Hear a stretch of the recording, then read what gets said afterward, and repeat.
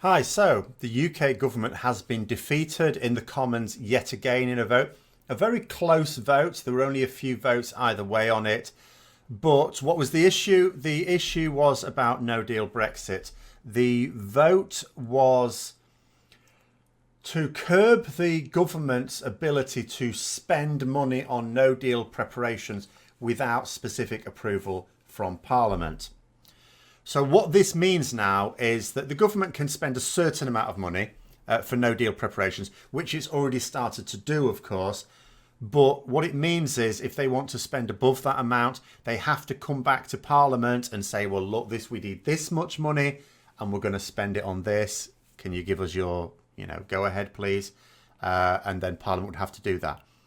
So in terms of the ramifications for this is not, I wouldn't say this was as big a defeat as some of the others, and certainly in terms of the narrowness of the margin, it was actually quite slight. But for me, the consequences of this are a fewfold. First of all, it's another defeat for the government. Governments are not supposed to be defeated with this level of regularity. I mean, generally, they're not supposed to be defeated at all. But obviously, a government that doesn't have an overall majority and is relying on another party to prop up their votes is always going to be a little bit vulnerable, because it's very difficult to keep your own MPs in line, because each of those backbench MPs, which is quite an insignificant number of backbench MPs, if say you have something like 350 MPs, all of a sudden, if you only need a few MPs to vote against you to defeat you, then they become very powerful and therefore very noisy and belligerent.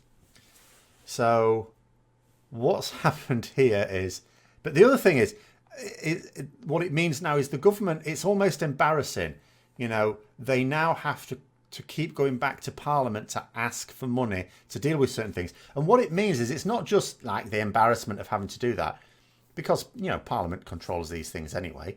It's the fact that it's going to have to be debated. So what's going to happen now is, because no one's suggesting this means the government can't put in place no deal measures. The whole idea, the MPs that voted for this motion were basically trying to make the point, we want to show the strength of feeling in the House to avoid at all costs a no deal. We do not want a no deal. We believe it would be a disaster, and we want to show that strength of feeling. There were people on the other side, however, don't just think just because it was a tight vote that there's a lot of people going, no, actually, we're okay with a no deal. But obviously an awful lot of the Conservative MPs would have voted in favour of the government just on the principle that they do not want their own government having to go cap in hand to the Parliament every time they want to spend a penny. A bit more than a penny, of course. So, we don't really know what the numbers are either way, other than the fact, because, of course, the people that voted, in favour of the motion, of course, a lot of those will just be opposition MPs who want to do anything to inflict damage on the current government. But what it means is now every time they want to put a measure in place to either reduce the damage from a no deal, or even if it's after we leave and it's a no deal, it doesn't mean to say Parliament won't vote in favour of it. After all, if it's a sensible measure, of course Parliament will vote in favour of it. But what it means is the government has to keep coming to Parliament and saying, look, we want to put this in place and it's going to cost this much money. To which the opposition MPs especially will then counter every single time with either this is not a suitable measure to be putting in place, it should be this instead. Or, yes, this is a suitable measure to put in place, but you should have done it months ago. Why are you only doing it now? Or, we wouldn't have been in this mess if you'd have got us a proper deal. Every single time they want to do something, they're going to have to go back and they're going to have to put up with this. They're going to have to be attacked at every turn. They're basically providing their opponents with an opportunity to attack it. But there's one strange thing came out of it. I noticed Jeremy Corbyn tweeting that he believes now it's shown that there must not be a no deal exit. There must not be a no deal exit. And this is, as a loyal Labour supporter myself, I hesitate to say this, but you've got to be a little bit fair here. I do have to query, and I wonder why no one else has said this, but maybe someone has at some point. what he would propose instead. Because I know what many Labour MPs want, and indeed much of us Labour supporters want. We want him to push for another referendum to really see what we want.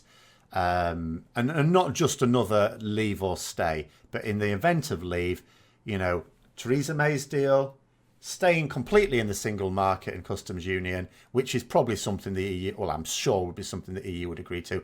We just have to agree on cost. That'd have to be done super quickly. Or leave with no deal, you know, actually give people the option of that. So I really don't think people would vote for that. But yeah, but he's not doing that. So then you think to yourself, so what does Jeremy Corbyn want? Is he in favour of Theresa May's deal? No, of course he's not. And he's certainly going to whip his MPs to vote against it when the debate, which has now been set, it's been set for next Tuesday, which is the 15th of January. The vote is then going to go ahead, which I think it has to then. I don't think she can pull it again. I'm pretty sure that's pretty much the latest date she can, because, of course, there was the European Withdrawal Act. I think that mentioned when this had to be done, basically. So, yeah, he's certainly not in favour of her deal. So if he's not in favour of her deal, he's not pushing for another referendum. I do wonder what he wants to happen to avoid the no deal. And I know he can, of course, say that were he in charge, he'd have negotiated a better deal. Maybe he would, maybe he wouldn't. Maybe that better deal would have been acceptable, maybe not. I suspect not, I have to say. I have to agree with the senior civil servants who have been describing this as the only deal that was ever going to emerge if we wanted to leave the single market, basically. Which I don't actually understand where that even came from. I still don't understand where this idea that we leave the single market came from. Because all the Leave campaigners were saying staying in the single market before the referendum. It only changed after. Why? I know why, actually. I know why. Because they know with that comes the freedom of movement thing and you know, and other regulations that we then get no say in because they know it's a nonsense. But everything is a nonsense. But anyway, that doesn't matter. So, but yeah, it just seems baffling to me that the government keeps inviting Parliament to give it another dust-up. And it does show how... I'm quite enheartened in a way. That's not even a word. Heartened, I should just say, not enheartened. Because it does show that MPs are really feeling the weight of history on their necks here. Because the fact that the government, although it is a weak government because it doesn't have an overall majority, has been defeated so many times, so recently, over these issues. But some of them were stupidly unnecessary. Stupidly unnecessary. I recall, you know, the defeat they had where basically the government was found in contempt of Parliament because they wouldn't publish the full advice given by the full legal advice with regards to the consequences of Brexit. I saw earlier on Michael Heseltine saying that what he did in the 80s, he had a similar situation with the Falklands, and MPs wanted to see the notes on the sinking of the Belgrano, and they didn't want to publish it. They never really want to publish these things. Governments don't. The fear is obviously that if it goes public, there are people that would get access to it that are not necessarily friendly to the country. But at the same time, MPs have a right to be able to see these things. So what he did to solve the problem is he said, we'll get some privy councillors, basically some MPs who represent all of the views of Parliament, like a select group of MPs, but that everyone trusts, or that everyone trusts at least one person in that group. And they can look at them and verify that what was said in the House, based on that advice, was factual and true and that they weren't hiding anything. And that's what he did. You know, they had a look at it and they said, yeah, actually, you haven't kept anything from us. This is fine. And went back. And Parliament didn't then insist that they publish it. Theresa May could have done exactly the same thing and didn't. It really is like, I don't actually understand why you would invite a defeat like this. And it's going to keep coming. And she's going to face, in almost all certainty, another defeat next Tuesday. The only hope, the hope she's holding out is she wants MPs. I mean, MPs use this vote to express just how much they want to avoid a no deal. Well, Theresa May's position is vote for my deal then, because that's a deal. Because she's basically saying if they don't, then, well, she's actually talking about the shutdown of the government. She's increasing the number of threats. Her initial threat was, if you don't vote my deal through, then it actually makes it a 50-50 whether we even go through Brexit. I'm not sure that was the best threat, because the vast majority of MPs in that house don't want Brexit. You know, if I was an MP sitting there and she said that, I'd have gone, oh, great, nice one. I'll vote against it, definitely now. Now she's sort of saying, oh, it could cause the shutdown of the government. Well, alongside this deal, it definitely could cause the shutdown of the government, because if we don't vote that deal for, what are the alternatives to no deal? Someone has to either extend the exit day, which a minister described today as being, oh no, we legislated for this. We have to leave on the 29th of March. Actually, that's not necessarily true. From the European point of view, it may be, because obviously we can't unilaterally extend it. We can unilaterally cancel it, but we can't unilaterally extend it. It is possible that we could come to an arrangement with the EU to extend it with a specific purpose in mind. I don't think they would allow us to extend it just to give us more time. It would have to be to do a specific thing. But what is that specific thing? Because if they sink May's deal, then that's not going to go through. She can always put it up for a revote. That's, you know, that's perfectly legal. But what I'm saying is that minister saying that we legislated to leave on the 29th is not true. We legislated to leave, which means that without repealing that legislation, we can't not leave. So if we did have another referendum, I mean, this is why everyone's looking at the situation.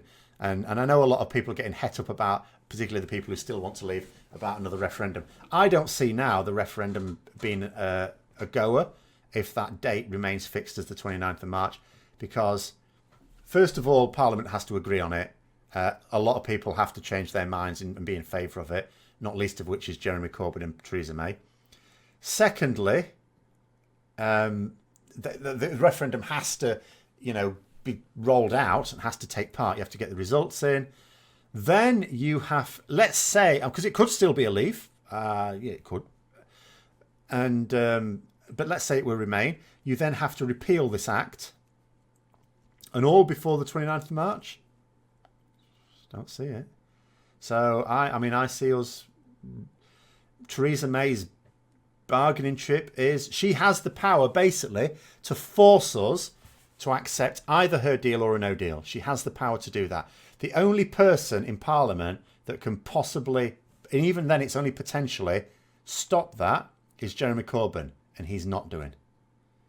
I'm not going to say he definitely won't, because I don't know what he would do if she stuck to her guns. If Theresa May, basically, because she has to report back to Parliament, if the bill is defeated, if the deal is defeated next week, she has to report back to Parliament. Let's say she comes in the next day, for Wednesday is traditionally Prime Minister's Questions times, and she stands up and she says, look, you haven't backed my deal. So here's what I'm going to do. I'm going to reschedule for the vote for another 3 weeks' time with the intention of letting them sweat. Now, in that case, what would Jeremy Corbyn do? Because then you'd be talking about, you know, you're only, about 5 weeks away from Brexit when that next deal is going to happen. And if they don't back that, it's then not enough time to do anything else. She could, and I think that might be a plan, to put MPs on a proper collision course and actually take them to the abyss and say to them, you're saying you don't want no deal, but if you sink my deal, you're voting for no deal, because I am not going to allow any other vote. And the only other person in the House that has a say that could potentially force one, and he may not even win it, is someone who I seriously think secretly wants this. I don't think he wants no deal, but I think he secretly wants the Brexit. Well, I know he does. But he doesn't, but he wants to be able to blame someone else for it and get into power after that. In which case, I find it odd that he's pushing for a general election now. If I were him, I wouldn't want a general election now. I'd want to wait a year. I'd want to wait for the effects of Brexit to sink in and then go for a general election.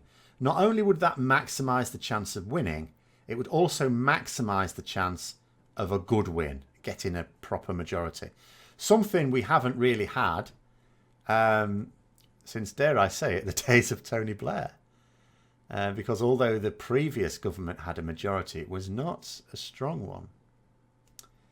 But anyway, there we go. You know, it's the vote in itself isn't a major issue, other than it's just going to be further embarrassment for the government. Just in summary, it doesn't mean Parliament won't vote them the money. It just means they're going to give them a hard time of it, a really hard time every time they want to spend some money. But you know, the real big news, of course, will be next Tuesday when we see how that vote goes. I'd be gobsmacked if it isn't defeated, but then I was fairly gobsmacked at the referendum result as well. There you go. So who knows in these days? But thank you very much for watching anyway. I hope you enjoyed the video. If you did, don't forget to click the like button, subscribe and share for further content. Comment down below, of course, as I know you will. And until next time, I'll see you later.